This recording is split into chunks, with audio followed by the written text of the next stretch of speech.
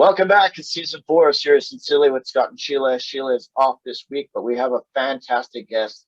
Mr. Canada Soccer is with us for the last 25 years. He's covered all the important matches from Premier League to World Cups. He is one of the great voices in soccer, and we're so happy to have him. You know him from TSN, Sportsnet, and most recently with One Soccer. His new job is the Vice President of Media and Content for the Canadian Premier League. He's a legend in the sport. Mr. Kristian Jack, welcome to Serious and Silly. Welcome to Champlain College. How are you? I'm well, Scott. Thank you. Thanks for having me on, and thanks for that unbelievable introduction. That was so kind. Thank you. You are very welcome. Thank you so much for joining us. I know you're super busy. What a year it's been for Canada Soccer. If you don't mind, let's go back to August and the Olympics, the gold medal for our women's team. I know going in, the women thought they were going to win gold. That was their goal, to win gold. What were your thoughts or expectations going into that tournament? Well, I think thoughts and expectations were probably they were going to be in contention. I mean, having found a way to get bronze in 2016 and then earned the bronze in 2012, you always know that there's an attitude and a belief of this group that they always believe that they can get it done. And very often in major tournaments, that's where it comes from, right away. If you believe you're going to do it, and it's genuine, and they think that the camaraderie is going to get there, then that can certainly help them. What you learn in major tournaments, World Cups, Olympics, European Championships, is that's a massive part of it, is that ability to come together as a group, as a unit. Because in international football, it's so diverse in terms of how often you can bring in players from different places around the world. But if you've got that connection like a club team where you train every day together, which the girls did, then that's half the battle. And then technically what they worked on was, they were very defensively organized, So I think that always going into the tournament, Scott, you always felt that they were built like a tournament team. Look, did I think they were going to win gold? I thought it was a bit of a surprise. But at the end of the day, the tournament was very, very competitive. It doesn't have a lot of the top teams from Europe in there because of the select few amounts that they can go and select from the Olympics. But that takes nothing away from it at all. It was an incredible achievement. So I just want to talk briefly about Bev Priestman, because you talked about bringing a team together so quickly. These girls are all over the world. What was it about Bev? They just seem to really, buy into her style of play. Yeah, she's a tremendous leader. And I think she comes at the right time following the last coach, where she can come in and really understand what she needs to bring tactically to the team. They really buy into what Bev has to say. She's got a lot of John Herdman in her, which I'm sure we're going to get into John. They're actually from the same area in England, which is absolutely remarkable. She's got the same kind of principles, a leadership team that will dictate how they need to do, and they'll manage it. She doesn't, micromanage a lot of things that need to be done, but tactically she's got a great eye for details. They worked a ton on on penalty shootouts, which happened to be a massive part of their success in Tokyo. Yes. Leaving no stone unturned, so to speak. So, she's very astute in terms of her tactical development of the game and understanding it. And then again, just galvanizing this group of people to be able to galvanize them and produce something that they believe that they can accomplish. They set the mission, go beyond the medal and go beyond the medal that they had last time and beat bronze. And now the next mission for them is go beyond the medal now in their attempts to qualify for the World Cup and do some damage next time in Australia and New Zealand. Yeah, well, you talked about the penalty kicks. That game, the final, it has to go down as one of the most, crazy, like heart elevating games in the history. Like, I don't know if you've ever seen something like that. Yeah, I mean, I'm a little bit of a penalty shootout nerd, to be honest. I'm obsessed with penalty shootouts, so I've done a lot of work and practice and a lot of ideas around them, speaking to a lot of people in the game. So I'm fascinated by the psychology of it, the who kicks first, the most important kick of the five, when you need to go, when you don't need to go, in terms of as takers now, do people name their takers 1 to 5 right away, or do they adjust on the fly? That's something a lot of people don't understand in the new rules. You can adjust on the fly now. You don't have to wait and line up your 5 that you hand to the referee. So there is some penalty shootouts similar to that, but you're right. Look, for what it was worth, and that, you can't get more dramatic than one team having the gold medal on their boot and then putting it over the bar, and then literally 2 minutes later having a swing that went the other way and the other team won. So it was just it's agony, ecstasy, joy, and all of the stuff that professional sports can bring. Yeah, it's amazing.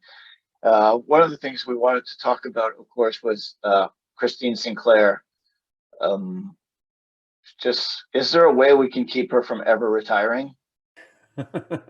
Well, there's a way that hopefully we can keep her in the game. I would say that, right? Because she's an absolute Canadian gem, as we know, and just everything that you would want from a professional sports athlete, in terms of just how gracious she is and the humility that she brings, and how she doesn't want the attention to be on herself, and just when the whistle starts, is just an assassin on the pitch, getting the goals that she needs to get. So she's been, as I said, a joy for Canadian soccer to sample, and I'm just so glad that she was around for that, because it's a little bit like Atiba Hutchinson in the men's game, where arguably the finest player that this country's ever produced is actually getting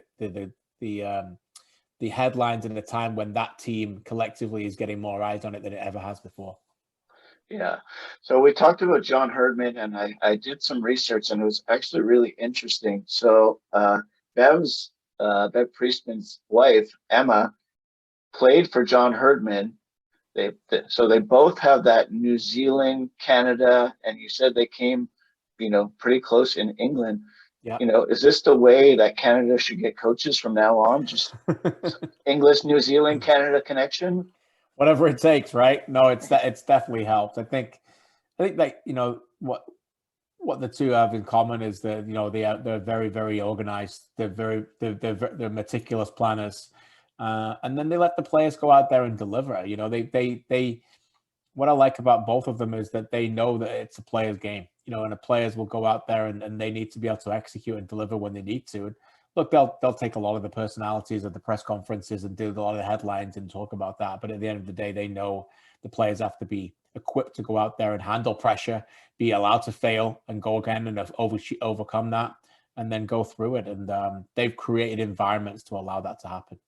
Yeah. Would you say that's Coach Herdman's biggest strength, is just creating environments? Yeah, undoubtedly. He's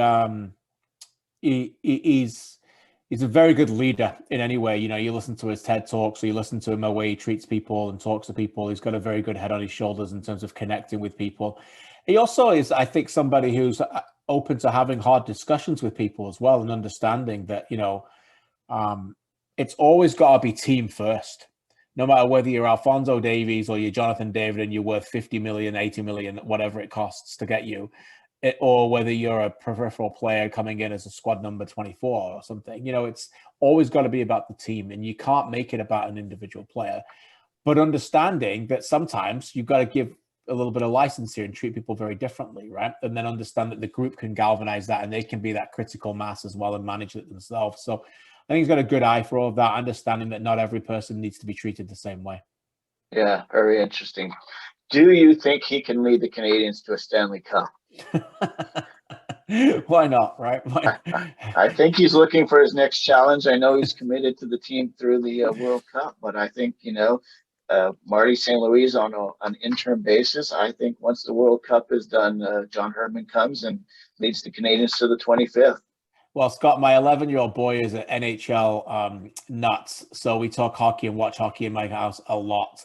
I'll just say that the Canadiens need a little bit more than John Herdman right now. Trading off all the best players to Foley's gone. I think you need to be able to get Shane Wright in the draft and then start building forward, and maybe you can lift the cup in 5 or 6 years. Okay. All right. You've heard it here first, 2028 or wherever we are. Yeah. The last thing on John Herdman, of course, and I hate to bring it down, as I just brought up, inevitably after the World Cup, I would think that he's going to be looking for his next challenge. Am I wrong on that, or is this too soon to say? I think we have to think about what is potential and what is actually locked in. So he's locked in till the end of 2026 in terms of his deal. So he has every right to say, no, I'm sticking it out. Do you know what I mean? I can only give you my opinion, not based on anybody that anything said to me. I just think it will be very difficult at the end of the World Cup to go again. And despite the end of the road being 2026, a home World Cup and playing games at home, and that being an unbelievable opportunity to do that again and become the first coach in football history to manage your home World Cup with the women and manage your home World Cup with the men. 4 years is a long time in professional sports. You have to change, you go with cycles, you have to motivate again. And then by the fact that they're hosting the FIFA World Cup in 2026, they're not having what we're having right now, where it's true competitive games.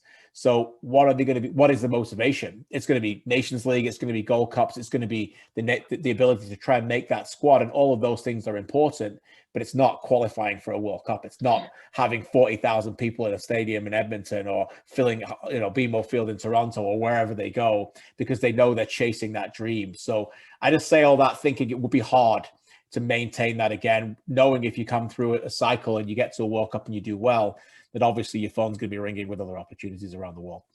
Exactly. So let's not talk about that. Let's focus on the World Cup. And I want to talk first about Aphonso Davies, because he is the person that everyone talks about at Champlain College. Is he the best player that Canada has seen? Not now, no, but I think undoubtedly he is probably the favorite when you claim it at the end. I'm not willing to call a 21-year-old kid the best player that Canada's ever seen. For me, that player is Atiba Hutchinson, who's a current player that people will know as well. He is the greatest player that I think Canada's ever produced because of his accomplishments in Europe and just the longevity. Now, Atiba Hutchinson's never going to run 36 kilometers an hour and beat 5 men down the left-hand side and cross the ball, and he's never going to play for Bayern Munich. So all of what Aphonso Davies' accomplishments at such a young age are incredible. And as I said, when his races run, he is probably the predominant favorite to claim that title that you said. But Jonathan David could do that too, by the way. Jonathan David's going to move to a big club, a Champions League club in Europe this summer, and he's going to go on and do things that is the hardest thing to do in the sport, and that's score. And so, I still think he can claim that title as well. But yeah, look, both of those players have the capability of becoming the greatest players Canada has ever produced on the men's side. So you talked about that run, and I want to bring back to the Panama game, because at the time, we'd had some decent results, 1 win, 4 ties going into the Panama game. It's 1-1, and Davies makes this incredible run. And then since then, Canada's won 6 straight. Was that run the turning point, or were they going to get there anyways? I don't think they were always going to get there anyway. I think the consistency has come through belief, and obviously the winning run has helped them with the momentum.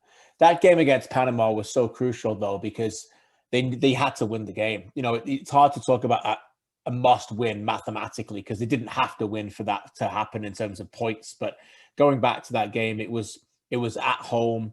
It was important to win the game against a team that you were looking at the time thinking these guys could be the ones that get it third instead of us.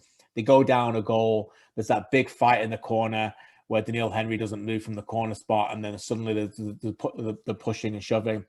And then Daniil Henry told me afterwards in an interview that he knew they were going to win that game the moment when he realized and turned around that it's Aphonso Davies and Tajon Buchanan at the front and the pushing around. Yes, exactly. These guys were the ones leading the charge there. So look, the Davies goal will always be the one that I think jump-started the campaign to the level of excellence that they're at right now. You're right to certainly bring it up. It was an unbelievable night and an incredible goal to score as well. But yeah, they knew they were better than them that day. That they just had to settle, get over a slow start, and then go ahead. And that's the thing about Canada, is that no matter how the game's played, dull, open, tight, congested, transitions, they'll always say, we always believe we're going to score. And that's why they're able to win these games, because a lot of teams in CONCACAF don't have that. Yeah, I mean, what a goal, and obviously a highlight. I want to talk a little bit about Mexico. As you see, I'm doing this interview from outside because you were at that game. They always talk about conditions, and we always kind of overhype them either way. But honestly, from watching the Mexican team look cold, did you notice that? Do you think it played a big factor, or is it just something that we like to say for TV purposes? I claimed that day that I never thought it was a factor pre-game. I didn't think it would affect Mexico. Like, Mexico have got international stars that are playing all sorts of conditions. You've got guys playing who never got to play on a proper pitch all their life. But I do think in the end, after the game, thinking about it, there's potential that I got it wrong. Maybe they did feel it a little bit. I think more so the surface. The pitch was really poor, and they kind of were happy with that. Mexico couldn't keep it on the ground. They couldn't play fast. They couldn't play technical the way that they do. And then they just, they didn't want it enough. Canada wanted it more. Mexico is an element to me right now of softness about them, and they've not always been that way. But they look like a bunch of prima donnas a little bit at the moment. Oh, wow. For me. Where there's a level of expectation that they're going to qualify for the World Cup anyway. that they can just show up, and they're probably right. They can get along with talent and qualify, but right now the whole Mexican Soccer Federation and culture of that country is in a bit of a mix, because whether it's CONCACAF Champions League, playing in international football, they feel like they are the elite because they have been for so long, that anybody else is beneath them. And whether they beat them once or beat them not, it doesn't really matter. Like, we need to be challenged in better areas. We want to go to South America and play those teams. And we want to get to a World Cup and finally show we can make it to the quarterfinals for the first time, in 8 tries. So that's where they will be judged. And there's an element to me that the qualifying process for them has been very, very poor. So yeah, mentally, they were not tough enough on that night for me. You mentioned the scuffle in the corner in the Panama game, and then I think of the scuffle, Mexico, our goalie Milan Borjan. I'm not sure if I pronounced that right. You got it. But is this something that Canada's kind of brought to the table? Like this, you just talked about Mexico being soft, Canada playing hard. Yeah, absolutely crucial, Scott. You bang on. They've talked about it internally that they will not be pushed around anymore. Like, a lot of players who've been around a while have been saying that it was far too easy for teams to come to play in Canada and play against Canada. We roll out the red carpet, stay in a 5-star hotel, get anytime you want to the great, play in a nice surface, conditions. Half the fans will be cheering for that team, and then Canada would just roll over on the pitch, and they're not doing that anymore. I think they've found an exceptional balance where they understand they can get in the faces of these players, but it's never gone over the line where it's turned into indiscipline and it's cost them with a bad red card or a silly mistake here or there. So they stand up to their opponents, and they've bullied, to be quite honest, they've bullied them. They've bullied a few opponents, and that's why they've won these games. No, it's amazing. So I want to just switch base for a little bit and talk about the Canadian Premier League, your new job as Vice President of Media and Content. We've heard a lot about the Premier League. 2 of our players from Champlain have actually signed with Ottawa Athletico. Yeah. Can you tell us a little bit about this league and what we can expect? Yeah, I really love it. I love this league. It's imperative that, if you're a soccer fan in Canada and you got your teams in Europe, and then you're in charge of the national teams, that, we just join us on this journey. We're not going to pretend that it's as good a football as you're going to watch in Europe. But, on this day I'm talking to you, last night I was in Hamilton watching Forge play against Cruz Azul, the Mexican champions, 6-time winners of the CONCACAF Champions League. And Forge went toe-to-toe with them, and in a blizzard of a terrible day. And, Cruz Azul won 1-0 on a goalkeeper mistake from a set piece. This is how far this league's coming. It's a Canadian league for Canadians. The rules are set up that way. Under 21 minutes are required. They've got to reach a high number of those collectively. So young Canadians are getting opportunities. You mentioned the 2 boys, Zach's coming in, and that's really important. Too often in this country in the past, young players would come through and would fall away into a pit because they didn't know where they would go. And I think more importantly, not only would they fall away, they would lose that ability to be coached in a professional environment and get opportunities to play. And then people can work on them and mold them into being better humans, better players, better individuals on the pitch as well, with and without the ball. So now they're getting that opportunity in professional environments to feel like they're playing professionally. And then other countries and other leagues around the world get opportunities to look at them. And we make no mistake about it. We encourage that. We don't want to keep our players. We want to give a platform to say you can go on and to get to bigger and better things. And, we're 8 teams right now. You mentioned Ottawa came in. We got Vancouver coming in, hopefully Saskatoon in the near future. And Quebec, where you are, is absolutely imperative. We want that. And I know that the league wants that. And you guys know this better than anybody. Your culture over there for soccer is fantastic, and we need to tap into that. Yes, yeah. If you've ever been to a SCF Montreal game. And so your role of Vice President of Media and Content, what are you hoping to accomplish? I mean, the league is getting up and running. What's your goal, say, by the end of this year, 5 years, 10 years?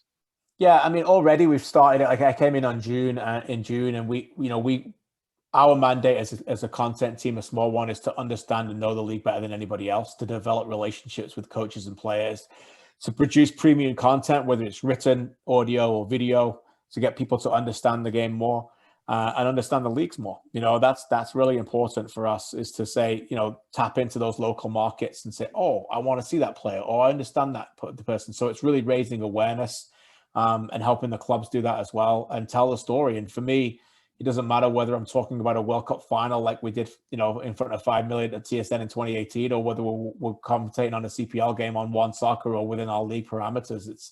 For me, it's exactly the same. It's professional football, and I just want to be able to raise and elevate this league going forward in the content level. Would you say it's maybe like kind of in the market of the CFL? Absolutely. Similar as far as Canadian content and stuff like that? 100%. It's got Canadian, it's very similar. It's got Canadian rules. It's played in a few of the same stadiums as some of the ownership groups, particularly with the Blue Bombers and obviously with the Ticats are crossing over into that as well. So it's similar in that vein. And we know in those markets that we've got a good fan base and a good fan, outcome. And the thing is, Halifax is a great example of this. Tapping into regional markets is crucial for us. It's one thing to support a team in Europe or support Canada, but to have a team represent where you're from, that's the fabric of football all around the world. Where I'm from in England, we have 92 professional clubs, and a supporter might want to go support Manchester United, but he might live in a town 50 miles away where that town also has a club. And he might be a Manchester United fan, but he knows that town represents him. That represents his family. It represents his school and where he grows up. And that's his club. And he's allowed to have that as well. And he can go watch that lower league football, but have a connection and feel something that's very important that you'll never feel at an ultimate like top club or even in a franchise level football. This is really grassroots and I think proper football. Yeah, I'm a giant fan of the CFL, and I think the CPL is just amazing, giving Canadian players a chance to play professionally, and I don't think you can beat that. I have two quick questions I want to end with. The first is, of course, the most pressing one is, the transfer window will start up again in March. Will Canada qualify, and how long will they make us wait for that? Well, I think the belief is they're going to go to Costa Rica and get what they need to get done in the 12th game. Every game they come up and every game they've had hurdles, whether it's COVID protocols, injuries, players not available. And every time they've gone over and got it done, right? They're unbeaten. So, look, it will be tough in Costa Rica because Costa Rica have something to play for. They genuinely believe, and I agree with them, that they can get to fourth spot and that will get them to a World Cup, I think, because I think they'll win the Intercontinental playoff. So it'll be difficult for Canada. But yeah, why not? Why not believe that they just go out there and get it done? Like, they don't need to win. If they win, they're there. If they draw, it depends on other results, and that could happen too. And if that doesn't happen, then they'll be back in Canada for the game on the Sunday there, on the 27th of March, the 13th game against Jamaica, and then by then it'll all be done. Kristian Jack is telling us we're in the World Cup. Thank you very much. And our last question, of course, hypothetical: Canada versus England, World Cup final. Who is Kristian Jack going for, or have we run out of time and you can't answer that right now? Yeah, probably that. I had that quandary a little bit in 2015 Women's World Cup when I was doing the games for TSN. All I'll say, and this is hand on heart, God is my witness, truth, is that quite honestly, when I'm doing games, I'm not a supporter. It's the way it is. It's why I'll share with you. I'm an Aston Villa fan. I was born in Birmingham, and my whole family's Villa. When I did Villa games for the Premier League on TSN and the Score for many years, it was hard, but I honestly wasn't a fan at that point. I never forget the people who are watching and what I have to deliver to them. And it's great right now being on these Canadian broadcasts because we're all on the same page. Yes.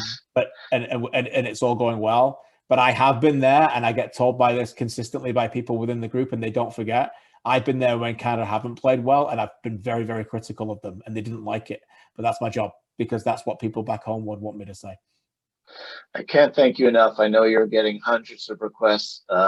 You can follow him at Kristian Jack on Twitter, as I do. He's a great follow. He keeps us up to date with anything all over the soccer world, no matter what league you follow. And I just want to thank you so much, Kristian. And, let's hope that we're talking in March about qualifying for the World Cup. Yeah, we will be. Just believe. And Scott, thanks so much for the kind words, and I hope everybody enjoyed it. And like I said, hopefully I'll see you all in Montreal sometime. Thanks so much. Have a great day, Kristian, and good luck.